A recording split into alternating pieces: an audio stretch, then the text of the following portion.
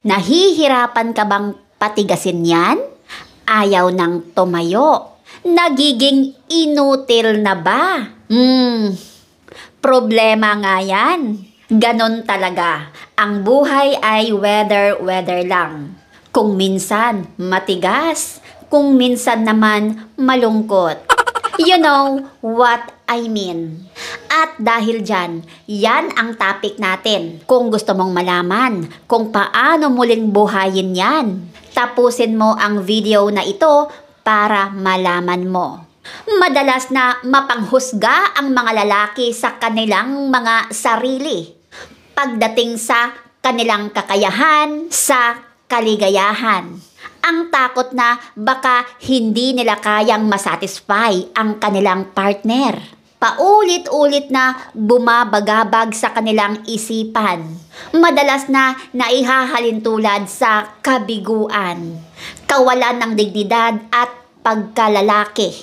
Kung ikaw naman dudong, kung nakakaranas ka ng erectile dysfunction o hindi pagtindig, pagkainutil, huwag mo masyadong sisihin at pahirapan ang sarili mo. Dahil ang impotence ay kayang-kayang ayusin sa pamamagitan ng iba't ibang uri. Sa pamamaraan na hindi mo kailangan gumamit ng Viagra o kung ano pa mang mga gamot.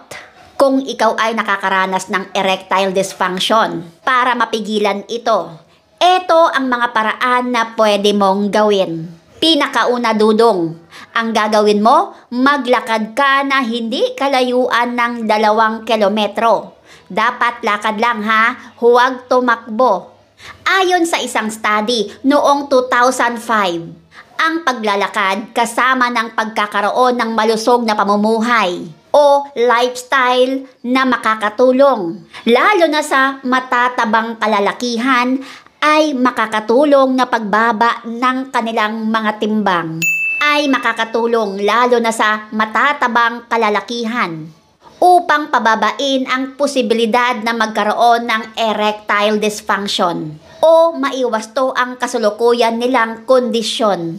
Ito ay napaimportante dahil ang pagpapananatili ng maliit at payat na waistline ay isang mabisang dispensa laban sa ED. Dahil ang mga kalalakihan na merong 42 pulgadang bewang ay merong 50% chance na magkaroon ng ED kumpara sa mga kalalakihan na merong 32 inches na bewang. Ang pagpapapanatili sa malusog na katawan ay isang mabisang paraan para mapigilan ang tinatawag na ED o erectile dysfunction. Ito, pangalawa, uminom ng herbal Viagra. Ayon sa iilang eksperto, ang ginseng o red ginseng ay kinikilalang herbal Viagra ay nakakagamot sa pagkainutil. Nagagawa ang red ginseng sa pagpapakulo at pagtuyo ng ugat. Ang ugat ng ginseng root ay parte ng halaman na ginagamit sa paggamot. Ngunit, sabi pa ng eksperto, ay dapat hintayin ng 5 taon para lumaki ang halaman. Ito pa, uminom ng katas ng pakwan o watermelon. Ang citrulline ay isang amino acid na nakikita sa pakwan, ay nakakatulong sa pagdaloy ng dugo sa itets nito.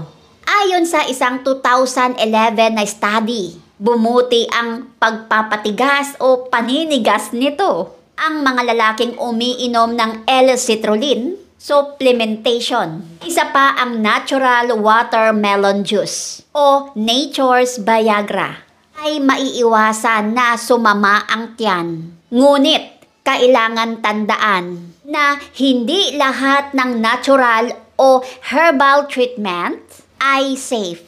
Lahat ng gamot o supplement man ay merong side effects. Maaari ding magkaroon ka ng overdose kapag naparami ang inom. Kaya naman mag-ingat, kumonsulta muna sa doktor. Pag ganyan dudong, palagi mo na lamang nararanasan yan, sinubukan mo na yung mga ibang herbs, pero walang epekto. Naku, naku, naku. Kailangan mo nang magpatingin sa doktor, pumunta ka na agad-agad, huwag mo nang patagalin yan.